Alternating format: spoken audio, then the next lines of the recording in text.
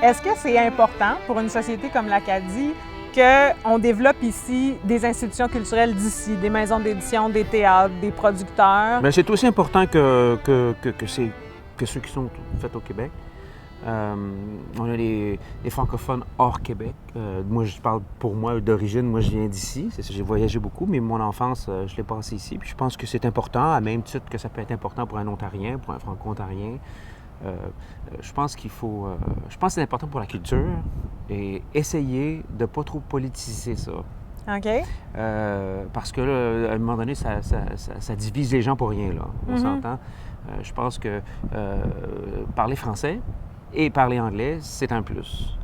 En plus, si tu parles franglais, ben, ça te fait une troisième langue. Un colloque, on voulait faire un colloque multidisciplinaire sur l'Acadie, donc qui s'appelle l'Acadie dans tous ses défis. Donc là, on a divisé ça en journées disciplinaires. Donc il y a des journées d'études. Moi, il y a 6 journées d'études. Moi, je suis responsable de la journée d'études art et littérature. Donc là, le défi, c'était de représenter toutes les disciplines artistiques. La table ronde sur les défis de l'édition en Acadie, puis les défis de la critique en Acadie. Donc c'est un peu venu à la fois du comité scientifique qui allait chercher les propositions, mais aussi des gens aller voir ce sur quoi les chercheurs s'intéressent. La littérature n'a pas de défis, c'est les auteurs qui ont des défis. Alors, un jeune qui commence à écrire aujourd'hui, il va falloir qu'il se positionne, d'abord, qu'il ait une bonne connaissance de ce qui précède. Ce qui n'était pas le cas des pionniers, qui avaient besoin de connaître grand-chose. Quand tu arrives, t'es premier. Maintenant, il y a toute une tradition littéraire. On est rendu, Herménégilde Chasson dit qu'on est rendu à la 4e génération d'artistes. Je dirais qu'on a gagné le pari au niveau de l'édition, d'établir des endroits pour accueillir les auteurs, ce qui permet aux auteurs de se manifester et de bâtir de génération en génération des voix qui sont extrêmement solides et extrêmement intéressantes.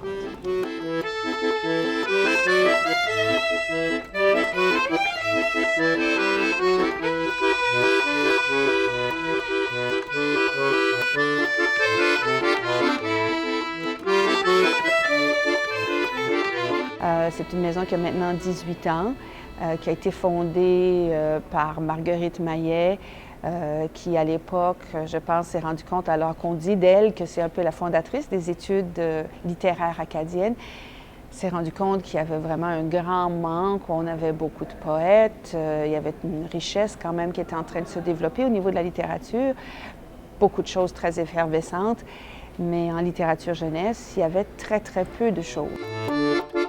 Le Centre des arts d'Edmundston, c'est un nouveau projet. C'est un projet qui a été quand même d'une durée de 3 ans. Restauration d'une ancienne église, St. Paul's United Church. La partie église a été changée en salle de spectacle.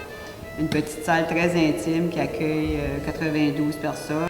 On retrouve une galerie d'art pour exposition ainsi que des ateliers pour offrir des cours. C'est vraiment un bâtiment qui appartient à la communauté. On veut vraiment que la communauté puisse venir au Centre des arts, découvrir les arts, mais aussi en faire partie. Et il n'y a pas beaucoup d'emplois pour les jeunes et les jeunes quittent, ce qui est un problème immense pour le renouvellement des infrastructures.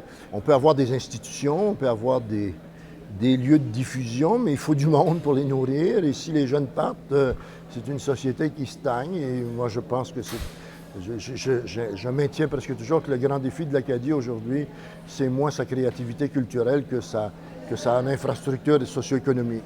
La plus vibrante expression de la francophonie de la Louisiane se fait en chanson. L'évolution stylistique qu'on voit en ce moment, c'est absolument extraordinaire.